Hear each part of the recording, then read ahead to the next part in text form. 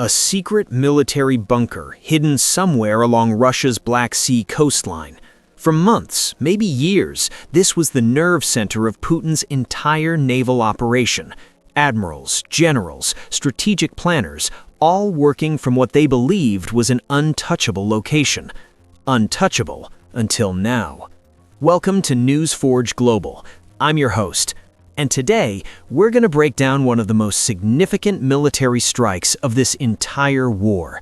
Ukraine just hit Putin where it hurts the most, his hidden Black Sea command post. And the damage? A staggering $4.7 billion worth of Russia's Black Sea fleet crippled. Let's decode what happened, why it matters, and what comes next. Let's start with what we know. According to Ukrainian military intelligence and multiple verified reports, Ukraine launched a precision strike on a previously hidden Russian command center along the Black Sea coast. Now, this wasn't just any military building. This was reportedly the operational headquarters coordinating Russia's entire Black Sea naval strategy. We're talking about fleet movements, missile launch coordination, submarine operations, and coastal defense systems, all controlled from this single location. The weapon of choice?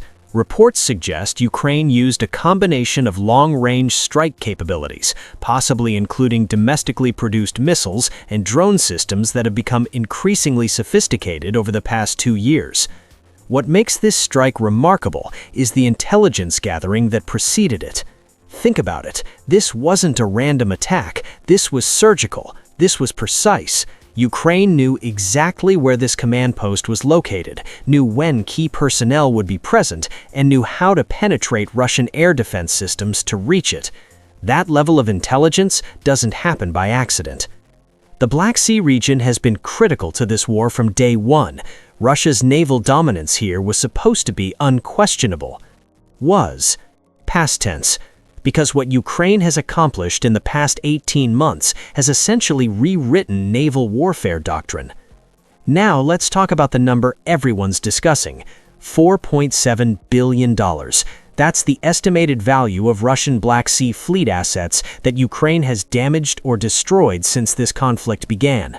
Let me break that down for you. The Moskva, Russia's Black Sea flagship, sunk in April 2022. Estimated value, $750 million. Multiple landing ships destroyed in port and at sea. Combined value, over $500 million. Patrol vessels, submarines, support ships, damaged or destroyed across multiple strikes. And now, the command infrastructure itself.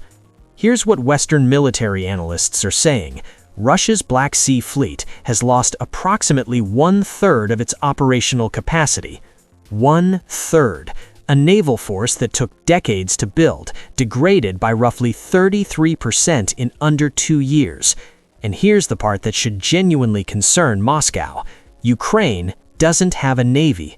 Let me say that again. Ukraine, a country with essentially no naval fleet to speak of, has crippled a nuclear superpower's regional naval dominance. They did it with drones, missiles, intelligence, and sheer determination. This is unprecedented in modern military history. Now, some of you might be wondering, okay, but why does the Black Sea matter so much? Great question. Let me explain. The Black Sea is not just water, it's a strategic choke point that connects Russia to the Mediterranean, Russia to global shipping lanes, and Russia to power projection in the Middle East. Control the Black Sea, and you control access to the Bosporus Strait, which leads to the Mediterranean, which leads to everywhere. For Russia, the Black Sea fleet wasn't just about Ukraine, it was about global power projection. Let's go back to the Soviet era. The Soviet Black Sea fleet was one of the crown jewels of Soviet naval power. After the USSR collapsed, Russia fought diplomatically and otherwise to maintain control of the Crimean port of Sevastopol. Why? Because Sevastopol is one of the few warm water ports Russia has access to. Lose Sevastopol, lose Black Sea dominance, lose access to the wider world. This is why Putin annexed Crimea in 2014. This is why the Black Sea fleet was supposed to be invincible. And this is what Ukraine has accomplished is so strategically devastating for Moscow. The grain deal? tied to Black Sea control. Energy shipments, tied to Black Sea control. NATO's southern flank security, tied to Black Sea control. Everything connects here. So how has Russia responded? The honest answer? They're struggling. After repeated Ukrainian strikes on Sevastopol and surrounding areas, Russia made a significant decision. They moved major fleet assets away from Crimea. Russian naval vessels have been relocated to Novorossiysk, a port further from Ukrainian strike range on Russia's mainland coast.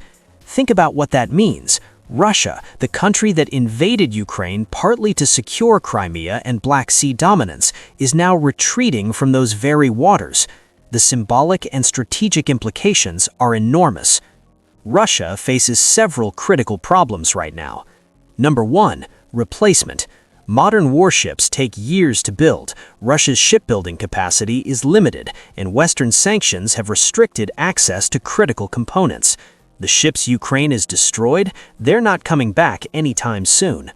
Number 2, air defense gaps. Despite having advanced S-300 and S-400 systems, Russia has repeatedly failed to intercept Ukrainian strikes on high-value naval targets. This suggests either Ukrainian strike technology is more advanced than expected, or Russian air defense has significant gaps, or both. Number 3, intelligence failures. The fact that Ukraine knew the location of a hidden command post tells us something important about the intelligence war. Russia is losing that war too. So where does this leave us? Let's look at the bigger picture. For Ukraine, these strikes serve multiple purposes. First, psychological impact. Every successful strike on Russian military assets boosts Ukrainian morale and demonstrates that Russia is not invincible. Second, strategic degradation. Every ship destroyed is a ship that can't launch missiles at Ukrainian cities.